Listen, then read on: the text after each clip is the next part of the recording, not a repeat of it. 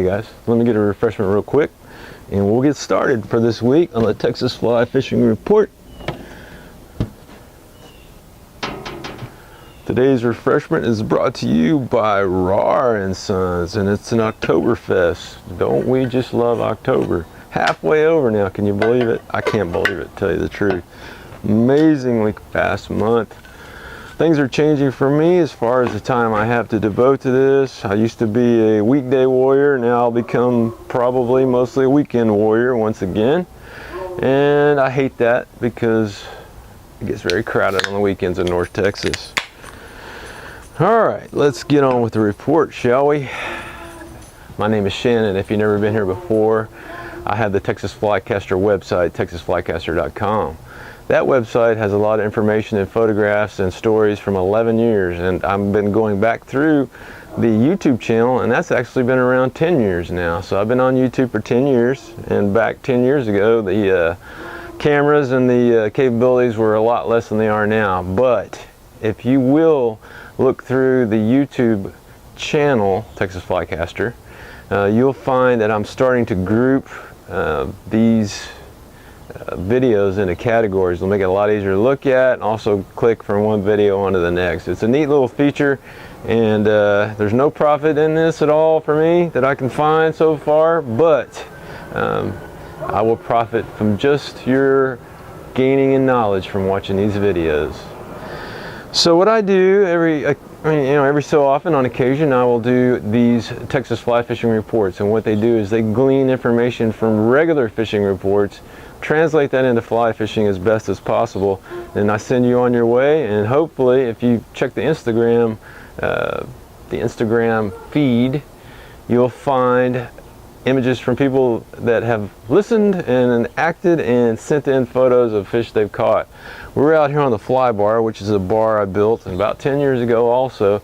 So if you see little bugs flying around, that's real. They're mosquitoes, and the reason the fly bar and the whole set hadn't taken shape is because we got rain again here in North Texas. So we had a couple of days of sun. I managed to get out and do some fly fishing. I'll show you some of that. Hopefully I can fit that into this video somewhere along the way and talk about that again. But let's get on with what's going on in Texas. We're in the fall pattern. The fall pattern means that it's not a pattern at all right now. It's been kind of squished by the weather, the rains that have been coming through. If you're in or around North Texas, you know that a lot of the cool fronts, we had another one come through. It's about the third one, and they're just cool. They're not cold, so it hasn't really forced a pattern yet. But they swing through the big state of Texas, and sometimes, many times, they never make it to South Texas. Sometimes they never make it to the coast. So it's really a place where we are is really more like southern Oklahoma than it is North Texas. It's a real pain in the butt to fly fish here. Very difficult. You usually need to go somewhere to do anything, and the weather is always on you, and it's on us now. We've had roughly 15 inches of rain in the last 6 weeks. It's all set and broken records all over the place. A lot of this rain is filling up the lakes. We'll talk about that in a minute. Generally though,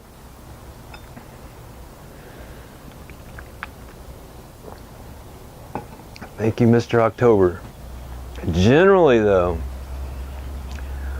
a lot of rain has entered the lakes. That rain is being held on to. The lakes were down. We were on the edge of a drought. We're not in a drought situation anymore. And that water will be released from time to time. And if it's down in the lower regions, it's continually being released. And that means fresh water in the Gulf of Mexico and the inland waters of the Gulf of Mexico. That's a very, very good thing. A very good thing. It was about 5 days ago. It was last Saturday, 6 days ago. Tomorrow will be 7 days. Today's Friday, October 12th. I was on the coast at Galveston, walked in at Galveston just up from the SLP. If you don't know what the SLP is, that's the San Luis Pass.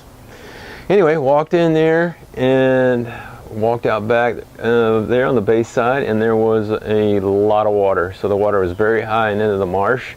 There were a lot of people. I think I've already told you that. And it was very surprising, the number of people. per square acre.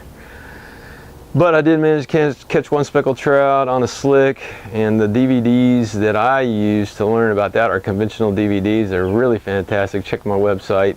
I don't sell those. I don't get anything from selling those, but I will definitely, you know, there's a link there to those DVDs. They're fantastic. I mean, just fantastic. So that's about catching speckled trout. I was really thinking redfish, but it's just so deep you can't see them coming or going in or out of the marsh. That was that. Took off from there, fished on the surf side, caught some skipjack. We caught them ladyfish. No big deal there. And that was my day. I had enough. The mosquitoes were just awful on the coast, worse than here. And so that was a done deal. As far as the lakes you want to hit in the northern half of Texas right now, there's two that I'm hearing about that I believe in, and those are Sommerville, which has been going on for a long time. This is for fly fishing on a lake. That's been going on for a long time. And the second one is Welch. Now, I haven't been there. I don't know if I've ever been there, but it's a cooling lake. The water's still warm, and that forces these fish, we're talking bass, we're not talking carp anymore, because that's very much in the can, over and done for this season. There'll be a few people that try to prove it wrong, but generally they're few and far in between. You can catch them all the way into November here, but that party is pretty much shut down. So now our attention changes to bass, and fortunately some crappie, and we'll also be looking for stripers below dams when they open these dams up, because they're going to have to open them up if it keeps raining. It's going to have to be opened up. So that's pretty exciting stuff. I love the striper action. Along with those striper come thousands and thousands of sand bass or white bass, whatever you want to call them. Those come along together. That'll be fun. So that's what's going on in a nutshell. Like I was telling you, hopefully we cut to the video right here of me catching some crappie below Ray Roberts and the Riprap of the dam when they had the dam open. This lasted just a few.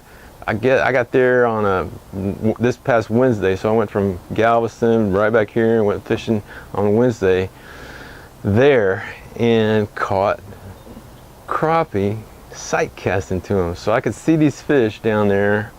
If you think about the way the riprap goes on the rocks, it usually has an end point, and they were hanging right off that end point where the water was swirling around. So I could just drop right in there and just take those guys just like that from 10 feet away, from the length of a fly rod. Really fun. They were taking all kinds of flies. One thing you've got to do when you're doing crappie is carry a whole bunch of different colored flies, because you'll get five shots. If you catch one or two at the most, then you got to change color flies, because that's it. Every time I changed flies, I caught a fish. So I ended up catching about 5 or 6, and I got tired of changing flies, and I ran out of colors. But if you'll check the website, there's something on there about the colors as well of crappie flies. I mean, they're all sizes for sure, but mainly all colors. Your colors are important. It can be a clouser, it can be a woolly booger. It's just got to be stout. I use circle hooks, so that they never threw the hook at all. Still really easy to get out. Doesn't do much damage at all, and it's a great way. I just can't believe more people don't go after crappie with circle hooks, because they're so effective. And I have some very small ones made by Mustad that are thin wire, really good for tying woolly boogers with a circle hook, which is pretty cool. And they're bright colors. They're just stupid colors anyway that a trout would never even think about. So we won't be worrying about that, trout people. Anyway, for the lakes, when you go to the lakes right now, what we've got is a situation where there's no force pattern. We haven't had a real cold weather snap, so the fish are all within, from shallow to deep and everywhere in between. So you know you got a 9-foot leader, you know they'll sink if you use fluoro. You're going to go fluoro unless you're early or late, and then you can use top waters in the shallows and you might be okay. The variables on this are, we've got a lot of new water in these lakes. We've got 2 feet probably in Ray Roberts. We probably took on another 3 or 4 inches overnight. They shut the dam down right after I did that video. The very next day I went out to do it again because I was so excited about it. And they'd shut the dam down to 0. So it went from, like, I don't know what it was 3,800 CFS down to 0, which means nada. So that shuts everything down. If you get a fish flash, sign up for fish flashes from me, and you get those on Twitter as tweets, you have to act on them. And whether it's a guiding deal or whether it's a hot spot that I send out, and I do send out hot spots. I've done it for years to my little cadre of friends, and those are like gold because they expire basically. So you got to get them. Hey Finny, come here, Finny. Everybody's been wanting to see Finn. As I said, I was going back to the old videos and, hey, come get a treat. Come here. He's not gonna come. He's chasing squirrels. But I've been going back to the videos on YouTube. There's a mosquito, and trying to organize those a little bit. Look here, Finn. Look here, Finny. Look. Oh, Finny, right there. Oh, throw him a treat, and he won't even do anything. What a well-disciplined dog. So anyway, that's what's going on. Sommerville and Welch are the 2 lakes you want. There's a lot of water in the lakes, even those lakes, but you've got to work your way through it. The fresh water is warmer than, well, it's not warmer, it's actually cooler than the waters in the lake now, but it's going to balance out really quickly into a situation where the water temperatures are really balanced, so the fish can be anywhere in there. I think that's about it. Make sure you check out the video at the very end of this, or somewhere in here. I've thrown in some of that crappie stuff. I haven't edited it. I've shot it, but I don't have it edited together yet. So that's that. I know you guys are looking forward to my unveiling of these shoes by Soft Science. They're wading boots. They were excited to send them to me free of charge, and so you know I'm motivated when somebody does that. It's so rare that I get a complimentary anything. So we're gonna get those out and do that video. Finn, you better come here. You better come here. He's not, Finny, come here, son. Come here, boy. Looky here, Finn. Finn, looky. Oh, he's after those guys. So anyway, that's what's going on, guys. Have a great weekend. We're gonna run the scroll, which is TPWD provided. That'll run at the end of this. We'll check the scroll for the water in your area. Remember to be careful on the rivers because the water is rapidly coming down. I know Brazos River, they opened up the dam at PK. You know, we had Trinity River opened up, and it's in flood stage down in Dallas, so that's a problem. Keep your eyes open. Don't turn around and don't drown. It's just not worth it.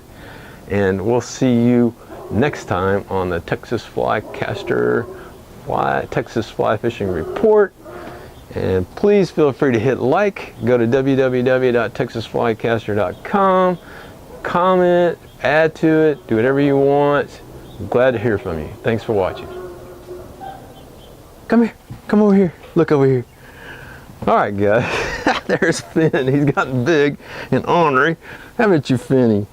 You got big and ornery, haven't you? Look at here. Look at here. Oh, yeah, Finny. You're a big boy now, aren't you? Yes, sir. Yes, sir. That's just Finny. Gotten big since that little puppy I had in my lap. Crazy, huh? Yeah. Okay. You're crazy.